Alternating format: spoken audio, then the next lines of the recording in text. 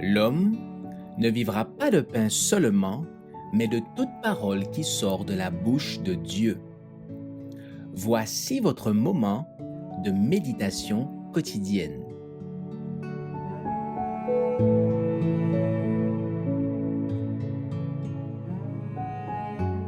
Le vrai culte, le 9 décembre.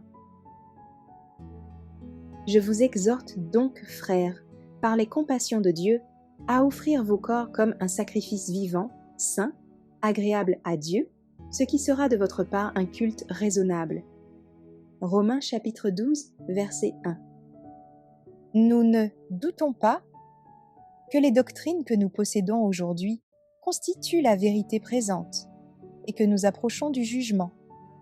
Nous nous préparons à rencontrer celui qui, escorté par une cohorte de saints anges, doit apparaître sur les nuées du ciel pour donner l'immortalité aux fidèles et aux justes. Nous acceptons la vérité grâce à nos différentes facultés, et sous l'influence de cette vérité s'accomplira en nous une œuvre nécessaire pour que nous soyons dignes du royaume de gloire et de la compagnie des anges.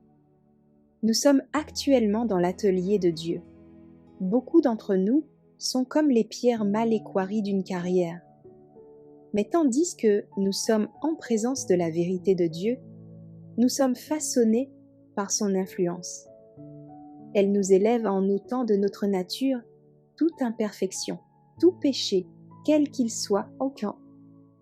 C'est ici-bas que ce travail doit être accompli en chacun de nous, ici-bas que nos cœurs et nos esprits doivent être préparés pour l'immortalité. Nous vivons dans un monde qui s'oppose à la justice, à la pureté du caractère et à la croissance dans la grâce divine.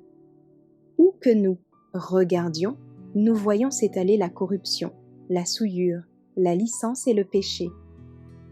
Quel travail devons-nous entreprendre avant de recevoir l'immortalité?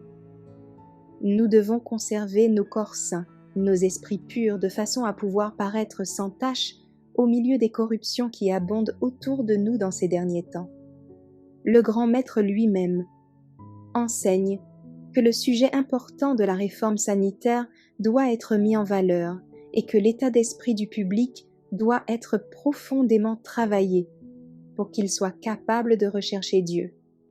En effet, il est impossible que les hommes et les femmes marqués par le péché, avec leur santé détruite et leur esprit obscurci par de mauvaises habitudes, discernent la vérité sacrée par laquelle ils peuvent être sanctifiés, affinés, élevés et rendus dignes de s'associer aux anges dans le royaume de gloire.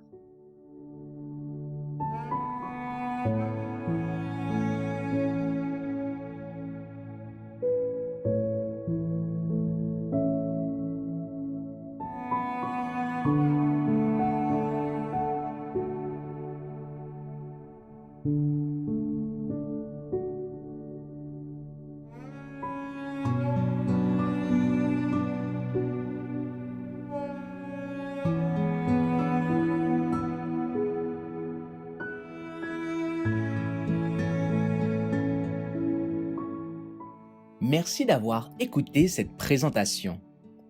Assurez-vous de nous rejoindre demain pour votre moment de méditation quotidienne avec lereste.org.